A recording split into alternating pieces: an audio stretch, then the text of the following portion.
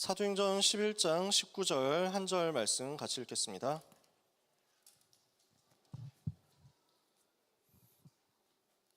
신약성경 사도행전 11장 19절 한 절의 말씀.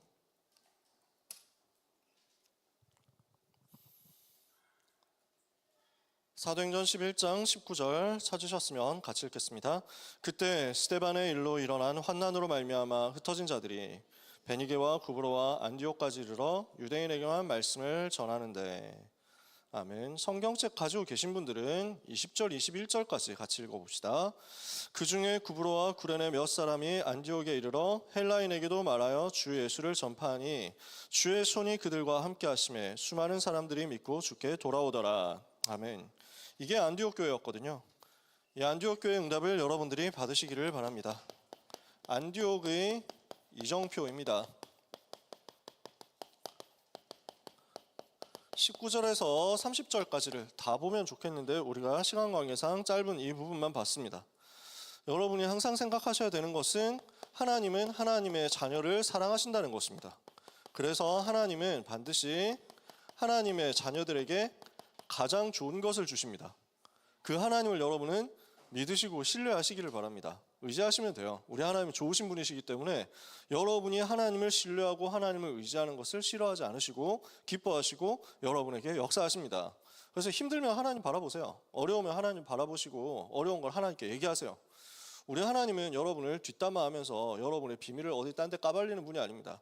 저는 분명히 지금까지 이 목사 사실은 하임이가 말이야 하면서 하나님께서 저한테 우리 하임 랩런트 비밀을 고자질하는 걸 들은 적이 없단 말이에요. 하나님은 여러분의 모든 것을 알고 계시고 여러분의 모든 것을 도우시고 여러분 자신보다 더 사랑하시는 분이시잖아요.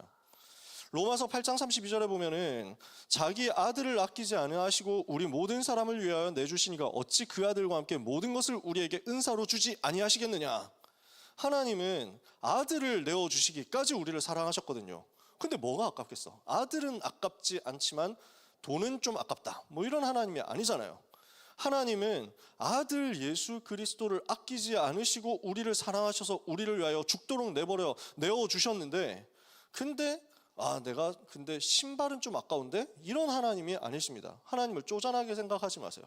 제일 좋은 것을 주시는 하나님, 모든 것을 아시고 모든 것을 하실 수 있는 하나님께서 렘넌트에게, 하나님의 자녀에게는 반드시 최고의 것을 주신단 말이에요.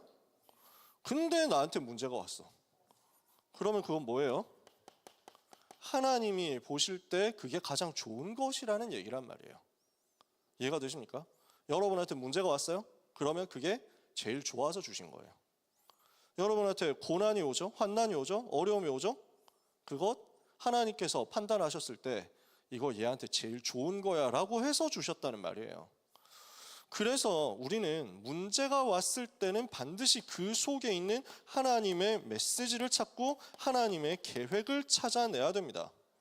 단순히 볼 때는 문제로 보이는데, 단순히 볼 때는 내가 입시 실패로 보이는데, 단순히 볼 때는 내가 대학생활 실패하고 말아먹고 학점 말아먹고 이렇게 된 것 같은데 안 그렇습니다. 그 뒤에 하나님의 음성이 있습니다. 그냥 봤을 때는 우리 집에 큰 문제가 온 것 같고, 그냥 봤을 때는 나에게 큰 가난이 온 것 같고, 실패가 온 것 같고, 시련이 온 것 같고, 속에 하나님의 계획이 어떻게 있는지 우리는 질문해야 됩니다. 하나님의 소견이 무엇인지 우리는 이걸 질문하고 찾아내는 거예요. 자, 문제가 왔습니다. 일단 내 잘못일 수도 있습니다. 내 잘못의 결과로 문제가 올 수 있습니다. 근데 하나님은 우리가 실수해도 그것을 커버 쳐주실 수 있으신 하나님이시거든요. 우리가 잘못을 저지르고 쪽팔리는 일을 당하게 되었더라도, 내가 초래해서 그것을 당하게 되었더라도 그것을 막아주시고 안 부끄럽게 해주실 수 있는 하나님이시거든요. 근데 그게 드러났어. 그러면 그게 나에게 좋은 거란 말이에요. 내가 잘못했어요? 그것 때문에 나에게 문제가 왔어요? 그러면 그것을 두고 하나님 앞에 서라는 겁니다. 히브리서 12장에는 그래서 징계가 없으면 사생자다. 하나님은 그 사랑하시는 자를 위하여 징계를 베푸신다. 징계가 처음 당할 그때는 아프고 힘든 것 같지만 그러나 지나고 나면 그 징계 때문에 내가 살아나는 것이다. 분명히 성경은 얘기합니다. 그래서 내 잘못 때문에 일어나는 문제, 고난이 있다면 회개하라는 겁니다. 회개하고 돌아서서 갱신하라는 겁니다. 이렇게 하면 하나님은 거기에 복을 주시겠다는 거예요. 거기에 은혜를 주시겠다는 거예요. 그것을 통해서 하나님은 하나님의 사람을 온전케 하시겠다는 거예요. 다윗이 사실은 옛날부터 영적인 문제가 있었을 가능성이 높아요. 제 생각입니다. 성경에 자세하게 그런 부분을 기록하지는 않았습니다만 제가 느낄 때는 다윗은 영적인 문제가 사실은 계속 있었을 것 같아요. 왜냐하면 다윗은 가는 곳마다 자꾸 여자들이 붙어요. 다윗이 가는 곳마다, 그래서 처음에 사울의 딸을 만나가지고 결혼을 하는데 또 누구를 만나서 결혼하고 또 누구를 만나고 또 누구를 아내로 맞아들이고 계속 이렇게 한단 말이에요. 물론 그 시대가 일부 다처제가 가능한 시대라고도 합니다. 물론 그 시대에 그래서 임금이니까 처도 많고 첩도 많고 그럴 수 있습니다. 근데 영적으로는 어때요? 그게 영적으로 건강할까요? 그게 영적으로 지속 가능할까요? 그게 영적인 상태가 과연 살아나는 길일까요? 저는 별로 그렇지 않을 것 같거든요. 그게 계속되어 오다가 그래 이 정도면 괜찮잖아 라고 나는 왕이니까 라고 자기 합리화를 했을 가능성도 저는 있다고 생각합니다. 그렇게 하다가 밧세바 사건으로 딱 드러난 거죠. 무슨 내용인지는 여러분이 제가 설명 길게 하지 않아도 아시잖아요. 이러면은 아무 잘못 없고 아무 문제 없다가 어느 날 탁 갑툭튀 해가지고 영적 그러면 순간적으로 시험에 빠져가지고 넘어져서 무너져서 그런 것이냐? 저는 제가 생각할 땐 이거는 다윗의 오래된 영적인 문제와 상처가 어느 날 결국 감추어지지 못하고 폭로된 것이라고 생각해요. 그러면은 하나님은 이때 다윗을 어떻게 하려고 하신 걸까요? 다윗이 진짜 너무 오지게 잘못하니까 더 이상 못 참겠다 이 자식 뭐 이렇게 해가지고 너 진짜 맛 좀 봐라고 진짜 한번 줘 터져보라고 이렇게 해서 하나님이 문제를 빵 터뜨리셨냐고요. 하나님은 다윗을 쓰셔야 되는 거예요. 다윗은 세계 살리도록 성전 준비하고 세계 살리도록 언약의 바톤을 전달하는 임금으로서 응답받아야 돼요. 근데 다윗이 오래된 영적인 문제가 계속 해결이 되지 않고 이 부분이 오히려 자기 합리화 쪽으로 가려고 하니까 하나님 터뜨려 버리셨다고요. 그래서 어떻게 하냐? 진짜 하나님 앞에 설 수밖에 없도록 만드신 거예요. 그게 다윗에게 회개의 시간표였어요. 드디어 다윗이 하나님 앞에 서는 거예요.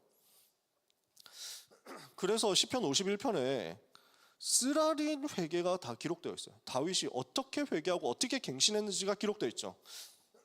그렇게 하고 나니까 다윗이 자기의 영적인 문제와 자기의 수준에서 빠져나왔다는 것을 볼 수 있게 만들어주는 장치가 열왕기상 1장에 나와요. 다윗이 나이가 많아서 죽을 때가 되니까 이불을 덮어도 따뜻하지 않게 됐어요. 신하들이 그래서 아리따운 여인을 찾아가지고 다윗에게 수종들라고 보내줬어요. 그런데 다윗이 받아들이지 않아요. 이건 저는 뭐라고 생각하냐면 다윗이 자기의 영적인 문제를 드디어 넘어섰구나라고 일부러 성경에 써놓은 장치라고 보여요. 제 해석입니다. 이건 무슨 말이냐면 안 써도 되는 내용입니다. 이 여자를 보내줬더니 이 여자를 들이지 않고 다시 돌려보냈다라는 것, 굳이 성경에까지 쓰지 않아도 될 만큼의 내용일 수도 있습니다. 그냥 아무 일이 아니라면. 근데 굳이 성경에서 이 부분이 기록되도록 하나님이 하셨다는 건 여기에서 앞에 있었던 모든 일들에 대한 열매가 드디어 이렇게 나왔다고 우리한테 깨달음을 주시는 거 아니냐, 저는 그렇게 생각해요. 이해가 되시나요, 여러분? 다윗은 자기에게 있었던 그 영적인 문제 때문에 사실은 가정에서 다윗의 자녀들 간에 많은 문제가 생겨요. 자녀들끼리 다툽니다. 자녀들끼리 그 이복 남매끼리 서로 성폭행하는 일도 벌어집니다. 되게 비극적인 일이죠. 이걸 못 참아가지고 항의를 했는데 다윗은 그 항의를 별로 진지하게 받아들이지 않았습니다. 이 문제 해결해달라고, 이거 고쳐달라고 하는데 다윗은 그걸 중요하게 생각하지 않습니다. 다 자식들인데 뭐 하고 그냥 얼버무리면서 넘어가는 것처럼 보입니다. 압살롬은 이걸 못 참았습니다. 아버지는 노쇠했다. 아버지의 시대는 끝났다. 아버지의 리더십 가지고는 이제 안 되겠다. 새로운 시대 열어야 되겠다. 반란 일으킨 거예요. 근데 그걸 하나님이 기뻐하셨느냐? 아니란 말이에요. 다윗에게 영적인 문제가 있었고 다윗에게 실수가 있음에도 불구하고 하나님은 여전히 언약의 배턴을 다윗에게 두셨단 말이에요. 그러면 이 사건을 통해서 압살롬처럼 인본주의를 써야 되느냐? 그게 아니라는 거예요. 지금 우리가 영적으로 봤을 때는 하나님이 다윗에게 회개시키시고 갱신시키시는 그 시간표를 다윗이 깨닫고 나니까 하나님은 그걸 가지고 다음 세대 언약의 바톤이 전달되도록 만드셨다고요. 솔로몬에게. 이해가 되세요? 그리고 이 응답받은 것이 작품으로 남아서 시편 51편이 되어서 오늘 우리가 실수하고 넘어졌을 때 어떻게 일어나야 되는지에 대한 메시지를 주신 거예요. 그리고 자기의 영적인 문제와 그 상태에 머물러 있지 않고 회복하고 갱신했을 때 일어나는 응답에 대해서 거기에 대해서 하나님이 전달하게 하셨어요. 그 사실에 대해서 메시지를 받고 나니까 이게 솔로몬에게, 그 아들 솔로몬에게 아가서라는 작품이 돼요. 복음을 남녀 관계를 가지고 설명하는 작품이 여기서부터 나온 거예요. 이것만 해도 지금 연애 특강과 연결해서 할 게 되게 많거든요. 제가 랩런트들 개인적으로 만나면 연애와 결혼에 대해서 이야기를 성경적으로 하는데 그때마다 듣는 얘기가 이걸 전체 특강으로 좀 해주시면 안 되냐고 얘기를 듣습니다. 그래서 나야 하고 싶지. 근데 시간이 있어야지. 그래서 항상 그렇습니다. 여러분 원하시면 저를 찾아오세요. 원하시면 현장에서 여러분 만나면서 밥 사드리면서 다 얘기해 드릴 수 있으니까 언제든지 좋습니다. 그래서 여러분의 영적 상태를 살려야 연애가 시작된다는 얘기를 제가 연초부터 꿋꿋이 계속 하고 있죠. 나는 왜 모쏠입니까? 나는 왜 지금 연애가 안 됩니까? 다른 사람은 남자친구가 있는데 왜 저에게는 남자친구가 없고 주여 하면서 하고 있으면 한나가 아직 못 깨달았을 때 메시지잖아. 기도잖아. 그지? 하나님 저는 남자친구가 필요하지 않습니다. 나시린을 주옵소서 이래야 된다니까. 언약 붙잡으세요 여러분. 자, 빗나가죠? 회개하고 갱신하라는 하나님의 사인이다. 그것 하고 나면 하나님은 더 큰 응답을 거기서 허락하신다. 이거예요. 두 번째, 나는 아무 잘못 안 했어. 근데 나한테 문제가 왔어. 아무 잘못 없는데 억울하게 고난당했다. 그러면 우리는 이걸 뭘로 봐야 됩니까? 하나님의 축복이 숨어 있다. 이거예요. 하나님은 축복으로 포장하지 않고 보통 어려움으로 포장해서 주실 때가 많습니다. 왜냐? 축복을 축복이라고 포장하면 사기꾼들이 다 달려들거든요. 가짜들이 다 붙는다니까. 그러니까 진짜 하나님을 사모하고 진짜 하나님의 것을 사모하는 사람에게 주시기 위해서 하나님은 일부러 고난으로 포장해서 주신다. 나는 억울한데요? 요셉이야말로 그렇게 말할 수 있었습니다. 근데 요셉에게 어떻게 됐습니까? 아무 잘못하지 않았는데 노예로 끌려가게 된 그 속에 애국과 세계복음 할 수 있는 길이 숨어 있었단 말이에요. 세 번째입니다.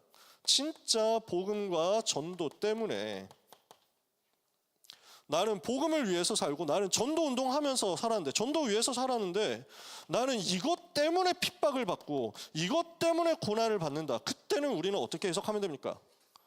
내 잘못 때문에 어려움 오는 거 말고 그건 가지고 우리가 막 핍박받는다 하면 안 되죠. 그럼 우리는 그때는 회개해야지.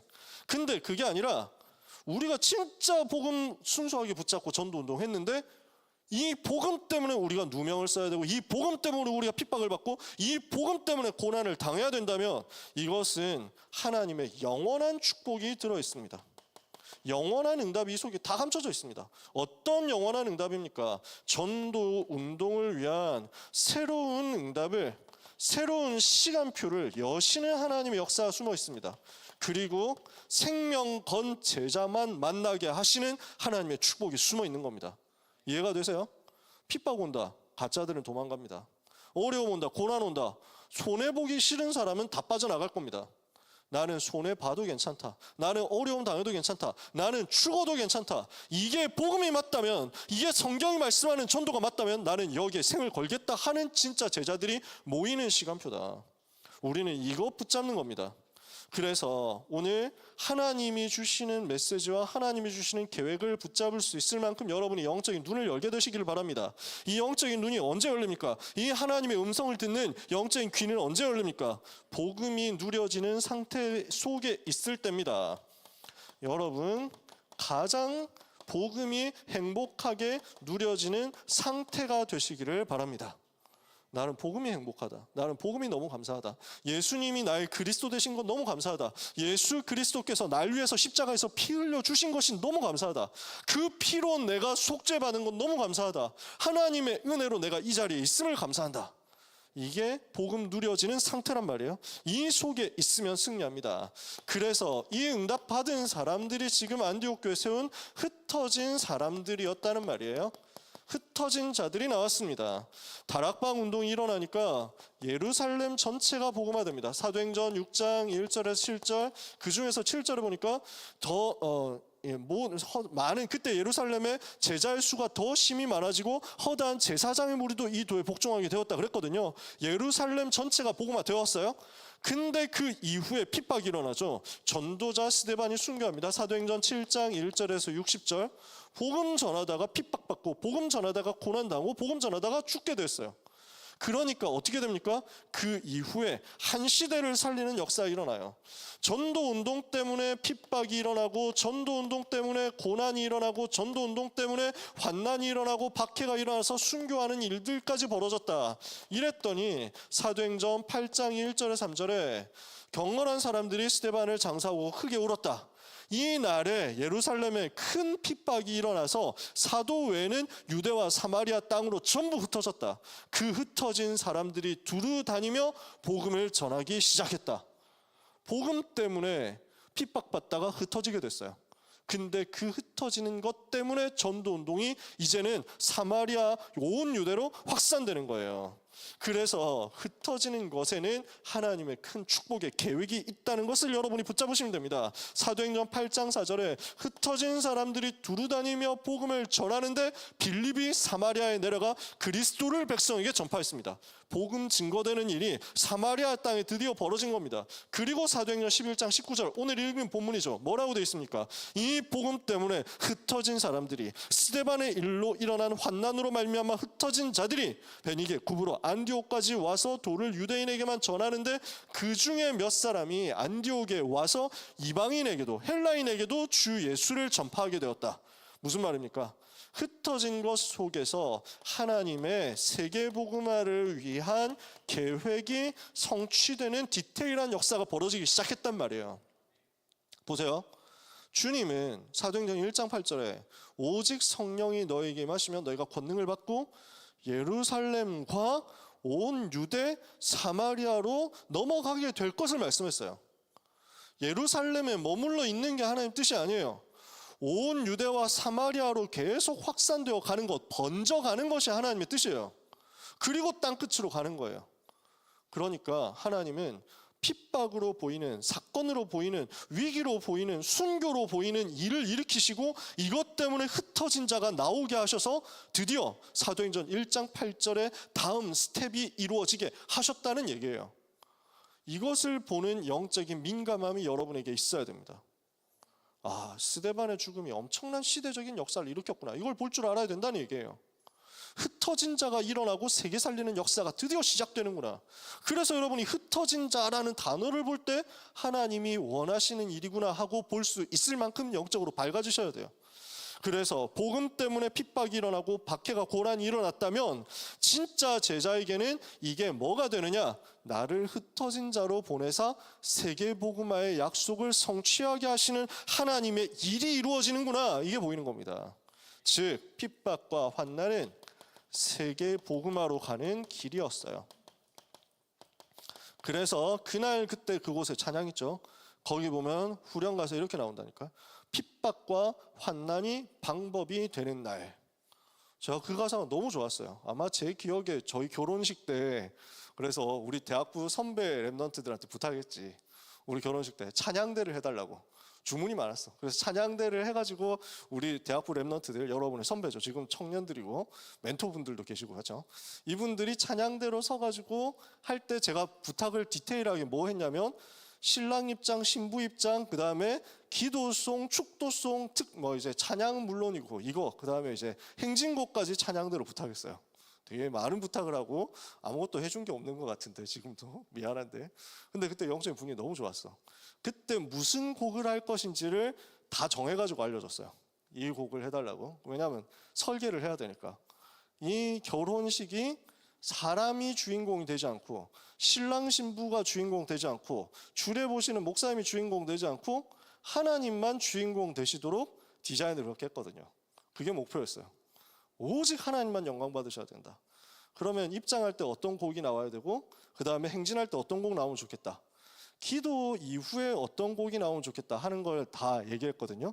그때 기도송으로 제가 이거 했을 거예요. 그날 그때 그곳에 후렴 이거 했을 거예요. 일심전심 지속으로 그날 그때 그곳에 핍박과 환난이 방법이 되는 그 날까지.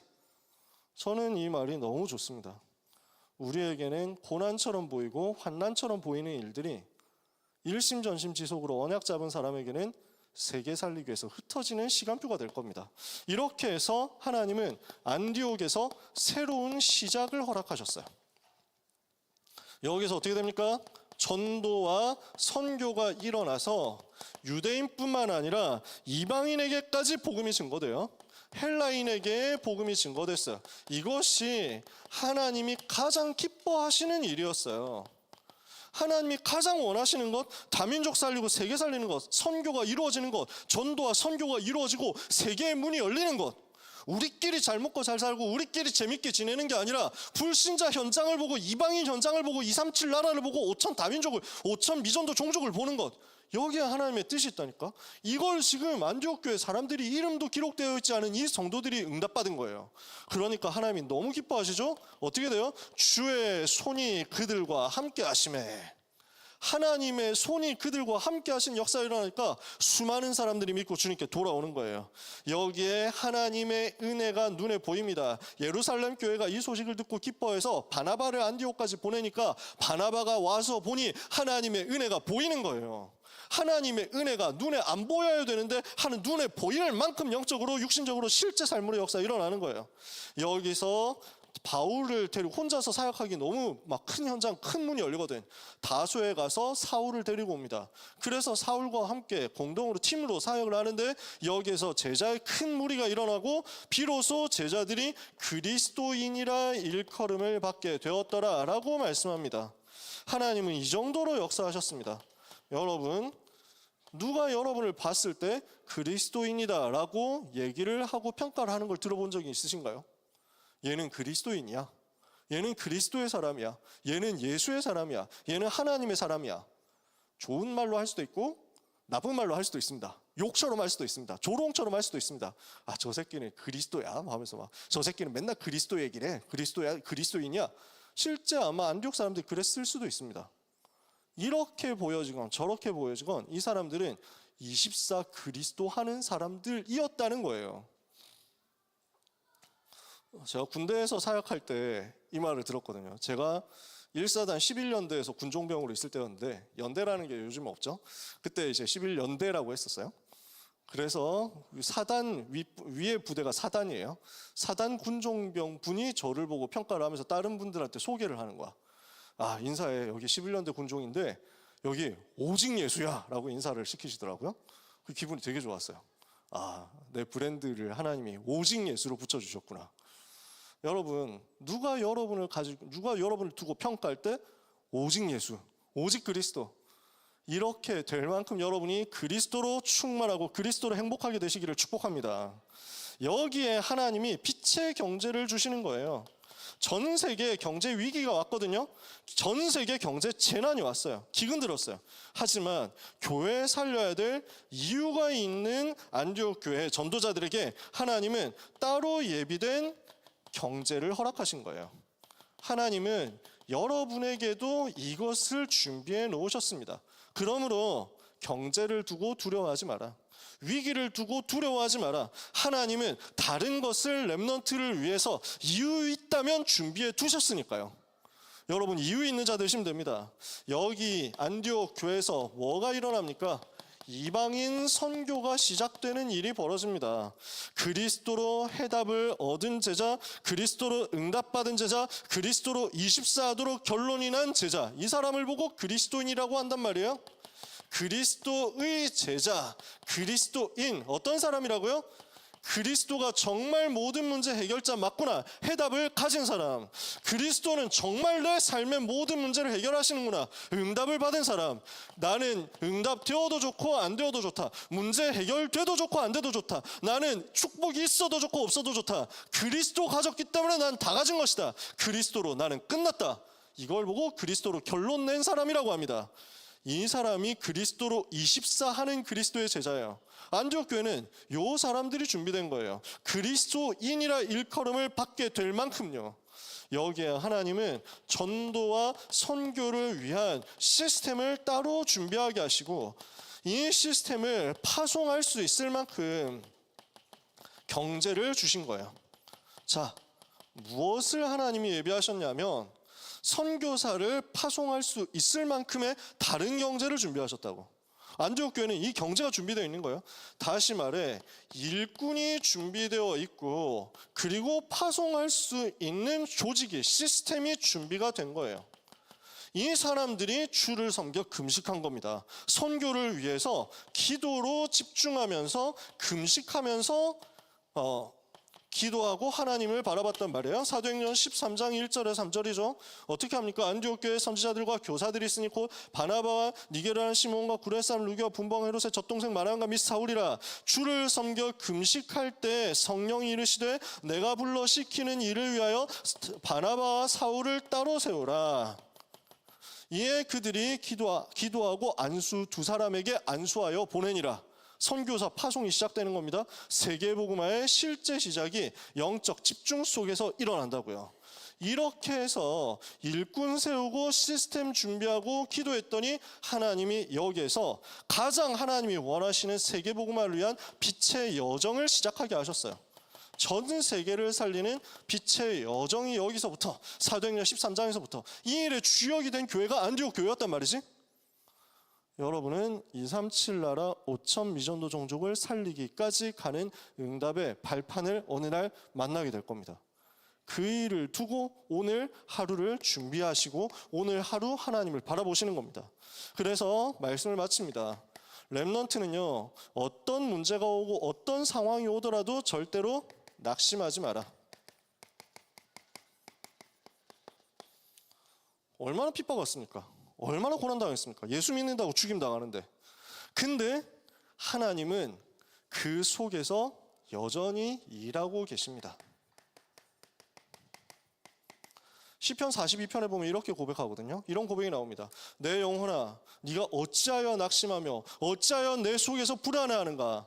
너는 하나님께 소망을 두라. 나는 그가 나타나 도우심으로 말미암아 내 하나님을 여전히 찬송하리로다. 하나님은 쉬지 않으십니다. 하나님은 실수하지 않으세요.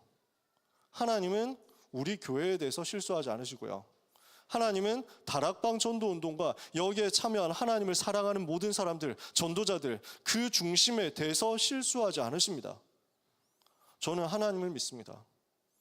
저는 하나님이 주신 말씀, 성경을 믿습니다. 그 속에서 행하시는 하나님의 주권을 믿습니다. 그래서 저는 오늘 일어나는 모든 일에 대해서 두려워하지 않습니다. 저는 오늘 일어나고 있는 모든 일에 대해서 낙심하지 않습니다. 저는 일어나는 모든 일에 대해서 하나님을 믿습니다. 여러분은 믿으시기를 바랍니다. 이것이 여러분에게 가장 축복된 일이 될 것이기 때문입니다. 여러분, 안디옥 교회 고난 때문에 핍박 때문에 흩어진 사람들을 통해서 세워진 안디옥 교회 세계복음화 할 수 있는 축복을 허락하셨거든요. 그래서 이정표가 이렇게 온다는 것은 무엇을 말하냐면 앞에 뭐가 있었어요? 지금까지 안디옥 교회 오기 전에 앞에 이정표가 뭐가 있었어요? 갈보리산 이정표 있었어. 감람산 그리고 마가다락방 이정표가 있었다고요. 이거 된 사람에게 하나님이 허락해 주시는 거예요. 갈보리산 나의 복음이 붙잡아지고 나의 복음이 믿어지고 나의 복음이 정리되고 나의 복음이 체험된 사람. 감람산 하나님의 나라 미션 가지고 내 현장에서 이 복음이 누려지는 사람. 그러다 보니까 마가다락방 성령의 충만을 받고 나의 현장에서 실제 전도가 무엇인지를 경험한 사람. 이 사람에게 하나님은 어느 날 안디옥 교회를 붙여주세요. 여러분을 세계 복음화로 보낼 수 있는 발사대를 허락하신단 말이에요. 이것 된 사람에게 하나님이 어느 날 붙여주시는 것이 세계 복음화 할 수 있도록 나에게 주시는 기반이 생깁니다. 그것이 여러분의 가정이 된다면 여러분은 결혼과 후대에 대한 응답을 받게 되는 거죠. 그 가정이 여러분의 안디옥 교회예요. 또 여러분이 직장 산업을 통해서 그 응답 받게 될 수 있죠. 같이 오겠죠. 그래서 나는 평생 이 일을 가지고 세계복음화 할 거다. 이게 어느 날 딱 올 겁니다.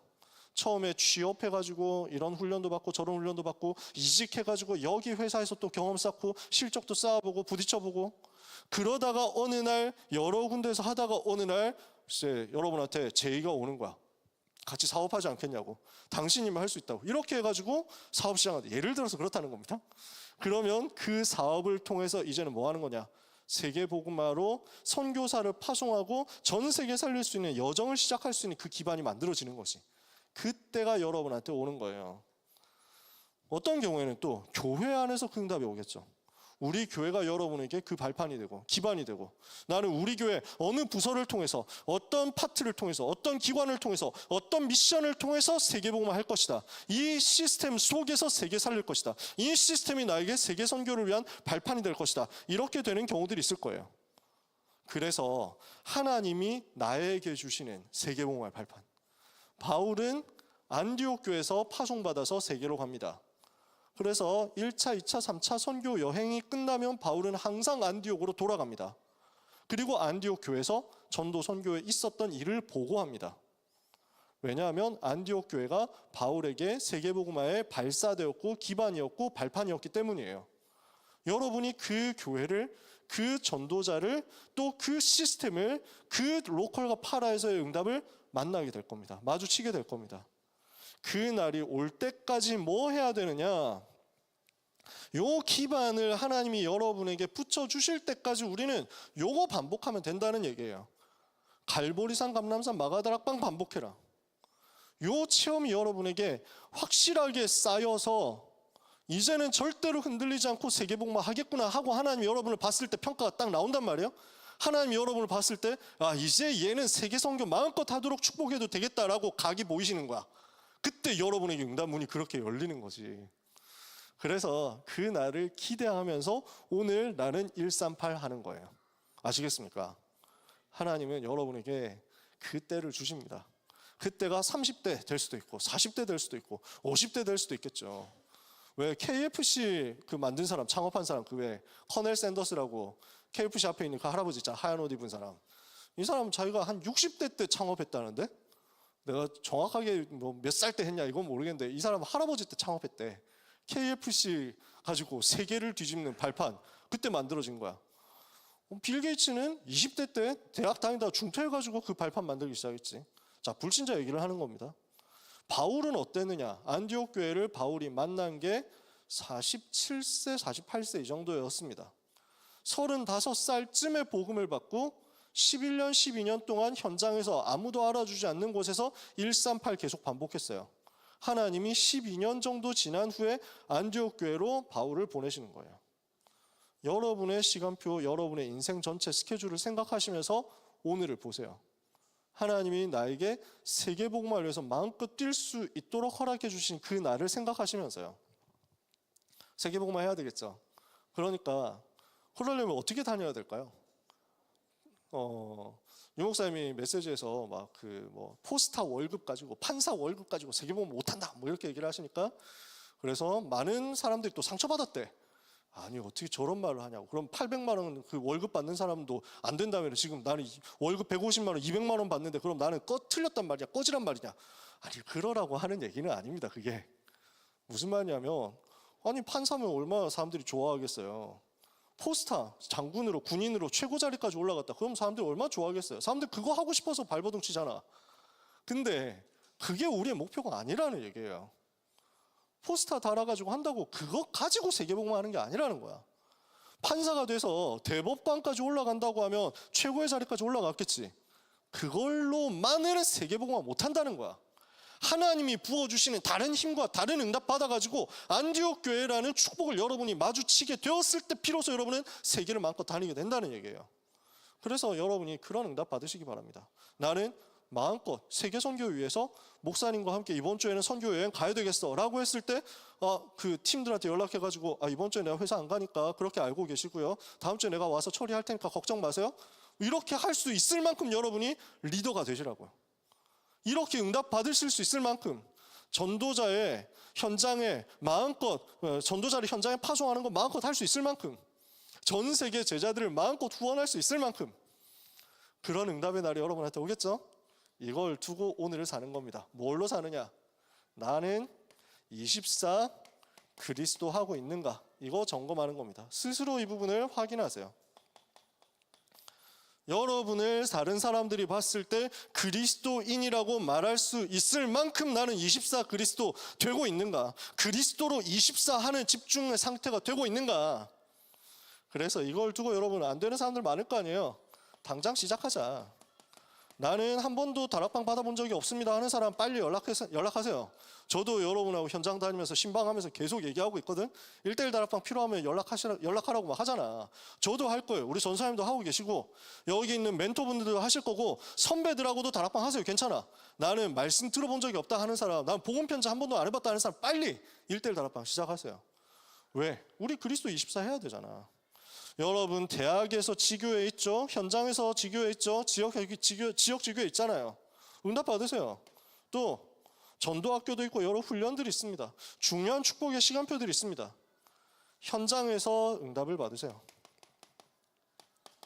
그래서 여러 스케줄 속에서 뭐 안 해도 되니까 일하지 말고 은혜 받고 훈련 받아서 그리스도로 채우세요. 여러분의 삶에는 하나님이 주시는 증거가 그때부터 나타나기 시작할 겁니다. 말씀 마칩니다. 소중한 우리 대학부 렘넌트와 모든 전도자 여러분, 하나님은 여러분을 세계복음화를 위해서 사용하실 것입니다. 세계복음화를 위해서 여러분을 전 세계로 보내시는 그 응답의 발판을 주실 겁니다. 그 날이 올 때까지 교만도 하지 말고 낙심도 하지 말고 그리스도 24하는 은혜를 받게 되시기를 예수 그리스도 이름으로 축복합니다. 기도하겠습니다. 하나님 은혜를 감사합니다. 24 그리스도의 제자 되게 하옵소서. 복음이 우리의 삶에 날마다 이해되고 믿어지고 누려지고 체험되어서 복음 전하는 전도자 되게 하옵소서. 흩어진 자로서 남은 자로서 우리가 현장에 있음을 하나님 앞에 고백합니다. 현장과 시대를 살릴 응답과 증거를 주의 성령의 충만함 속에서 부어 주시옵소서. 예수 그리스도의 이름으로 기도합니다. 아멘.